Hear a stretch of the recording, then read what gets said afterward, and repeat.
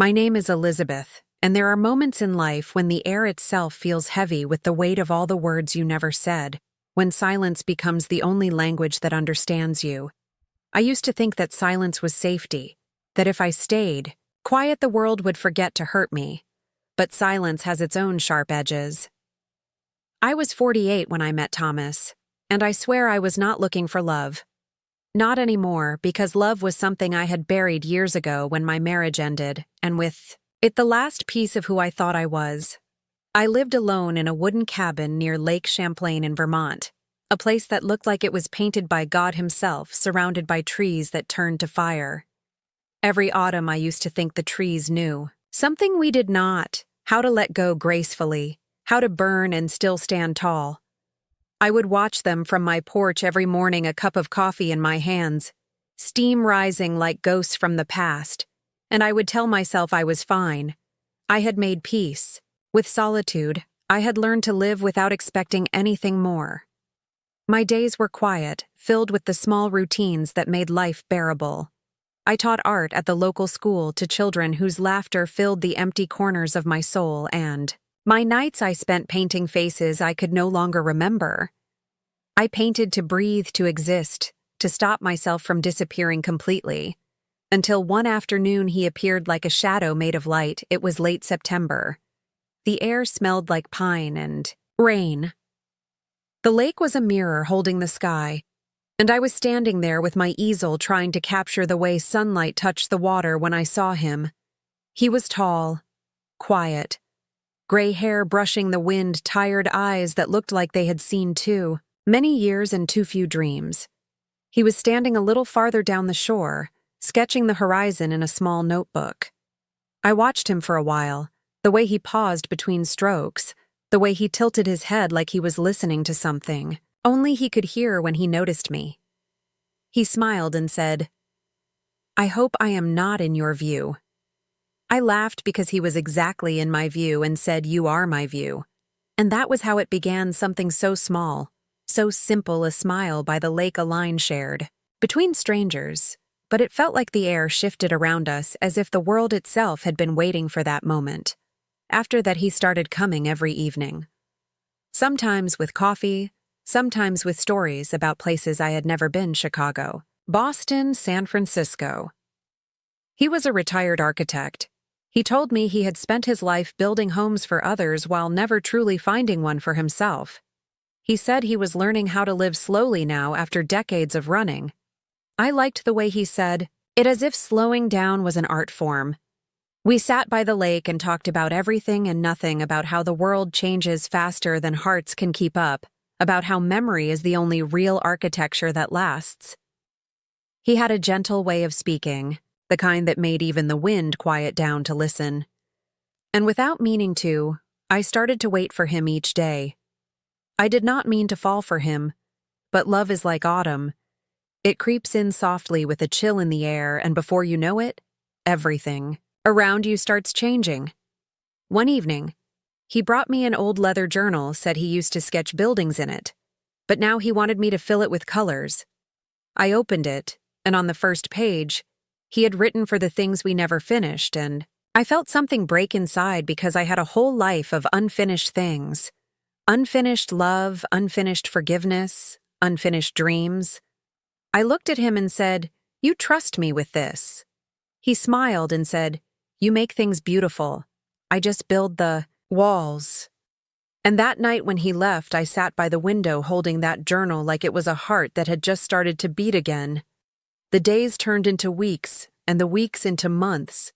And somewhere between his stories and my laughter, we became something that did not need to be named. He would come over with groceries and say he was just being practical, but then stay until midnight helping me paint the sky or listening to old jazz records. He would fall asleep on the couch, and I would cover him with the blanket, pretending I was not falling in love all over again. We cooked together, painted together, walked under trees that shed their gold like blessings, and for the first time in years, I felt seen, not as someone's ex, not as a woman who had survived, but as a person still capable of being loved. Sometimes we did not speak at all. We would just sit by the lake as the sun fell behind the water, and he would reach for my hand quietly, naturally, as if it had always belonged. There, and in those moments I would think maybe love is not about fireworks or promises. Maybe it is about silence shared without fear, about knowing someone is beside you when the world goes dark. As autumn deepened, the air around the lake turned. Sharper the mornings, colder mist curling low over the water like breath on glass. Thomas and I would meet even when the wind bit at our faces. He would bring a thermos of coffee, and I would bring my paints. We would sit wrapped in scarves and quiet, the kind of quiet that does not need filling one day. He told me about his wife, how she had died 10 years before in a car accident on a rainy night.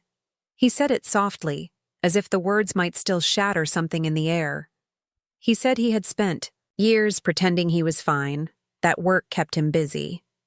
That time would do the rest, but time does not heal.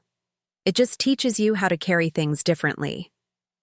He looked at the water and said, "I stopped drawing for years because every line reminded me of her." And I looked at him and said, "Then draw again. Not for her, not for me, but for yourself." He smiled and said, "You sound like someone who has carried too much too." I nodded because I had. Because I knew what it meant to lose something you thought would last forever. I told him about my marriage. How it ended quietly, without shouting, without breaking dishes. How one morning my husband just stopped looking at me the way he used to. How love can vanish, not with a storm, but with a silence. He listened, without interrupting, without trying to fix anything. And when I finished, he said, "Sometimes I think we meet people when the world decides we have been lonely long enough." I did not answer, but I felt those words settle inside me like sunlight on cold skin. As weeks passed, the lake changed color, deep blue, then gray. The trees turned gold and red and began to fall. It was beautiful, and it hurt, because everything beautiful does. One evening, we were walking back to my cabin, leaves crunching under our boots, and he said, "You know, I never thought I would feel this way again." I asked what way. He said, "Like I have a future," and that made me stop, because I realized I felt it too. We were not young. We had both lived through loss and mistakes, and years of quiet, but somehow here we were, still capable of being new. He started leaving little sketches in the journal between my paintings, small drawings of the cabin, the lake, the trees. He said he liked to see how his lines met my colors, and together, they made something whole. Once he wrote under a page, "This is what healing looks like." And I remember touching the words as if they were something fragile, something sacred, but love always comes with time, and time always comes with distance. One gray morning, he told me he had to go. His daughter in Oregon was sick and she needed him. He said it carefully, the way you speak when you do not want to hurt someone. But the truth itself is already pain. I tried to smile, said, "Of course you should go. Family is everything." But when he hugged me, I felt the kind of silence that only comes when goodbye is already written. He promised to write, and I believed him because hope is a habit of the heart. The next week he left. I walked with him to the edge of the road, the wind moving through the trees like a song that did not know how to end. He looked back, once waved, and then he was gone. The sound of his footsteps fading into distance. I went back to the cabin and everything felt different. The chair, where he sat, the mug. He used the echo of his laughter still hanging in the air. I told myself it was temporary, that he would come back when the leaves turned again. But autumn ended. Winter came, snow covered the lake, and I was still alone. The first letter came in December. It smelled like rain and city streets. He wrote that his daughter was better, that he missed the cold mornings by the lake, that he had hung one of my paintings in his room. He said it made him feel like he was home again. I read it a dozen times, maybe more, and for the first time in months I smiled. I wrote back, told him about the school, the children, the trees now bare and waiting for spring. I said, "The lake misses you." He replied a week later saying, "Tell the lake, I miss it too." Tell it I will be back when the leaves turn again. And I held that letter against my chest and whispered, "Please come back." The letters kept coming for a while, every few weeks. His handwriting a little shakier each time, but still warm, full of love and small details about his days. He wrote about the rain, about the sea, about how he kept seeing colors that reminded him of my paintings. And then one day, the letters slowed, then stopped. I waited days, then weeks, standing by the mailbox, like someone waiting for a miracle, but none came. I tried to convince myself he was busy, that maybe his daughter needed him more, that maybe love sometimes just runs out of words. Winter passed slowly. The lake frozen and silent. The world covered. In white, I used to sit by the window with his letters spread across the table, reading them over and over until I could almost hear his voice again. I painted the same view every day: the lake, the trees, the empty chair by the shore. Each canvas a different season, a different kind of waiting. Sometimes I would walk down to the edge of the water and whisper his name, just to see if the wind would answer. It never did. But I kept whispering anyway, because love is stubborn. Even when it has nowhere left to go, spring came quietly. The snow melted, the birds returned, and still there was no letter from him. I started to feel that heavy silence again, the one that had lived with me before I met him. But now, it felt different, heavier. Because this time I knew what I was missing. I told myself he would come back, that he had to come back, because you do not build something like we did, and then just let it disappear. But deep down, I could feel the truth moving toward me like a storm. You pretend you do not see one morning. In early April, I went to town for supplies, and when I came home, there was an envelope waiting on my porch. My hands trembled before I even picked it up, because I knew it was not from him. The handwriting was different, softer. It was from his daughter. She wrote that her father had passed away peacefully in his sleep, that he had kept one of my paintings beside his bed, that he had told her about me, about the lake, about how he wished we had more time. She said he had spoken my name the night before he died like a prayer, and when I finished reading, I just stood there. The world so quiet, I could hear the waves breaking far away. I walked down to the lake, the letter still in my hand, the sun setting behind the hills, turning the water gold and gray, and I sat on the rock where he used to sit. I read the letter again out loud this time, my voice shaking, and when I finished, I looked at the sky and said, "You kept your promise. You came back in your own way." I stayed there until the stars came out, until the cold crept through my coat, and still I could not move, because the air felt full of him, like he was still there, just out of sight. The next morning, I took out the journal he gave me, the one that said, "For the things we never finished." I opened it to a blank page and began to paint the lake, the trees, the soft reflection of the clouds. It felt like painting him one last time. I mixed colors until the sky looked like his eyes, until the water shimmered like the sound of his laughter. I called that painting "The Autumn We Never Finished," and when it was done, I placed it by the window where the light could touch it every morning. The years that followed, blurred together, gentle and slow. I grew older, my hair turning white like the snow that used to fall outside the cabin, but I stayed there by the lake, teaching painting to children, writing letters I would never send. I never remarried. Not because I was waiting, but because part of me was still walking beside him on those autumn evenings when the world glowed and everything felt possible. Sometimes I would feel his presence beside me, soft like a shadow. Sometimes I would dream of him calling my name from across the water, and I would wake up with tears on my face, but also with peace. Every autumn, when the air turned cold and the leaves began to fall, I would take out that old journal and paint something new. Not for him, but for us, for the love that began and ended and somehow still lived on. I learned that love does not need forever to be real. It just needs truth and courage, and the quiet promise that even if everything ends, the feeling remains somewhere between the earth and the sky, between what was and what will never be. And sometimes when the wind moves just right through the trees, I can almost hear him say my name the way he used to, and I smile because I know that somewhere he is smiling too. Maybe by a different shore, maybe under the same sky. Maybe love never really leaves.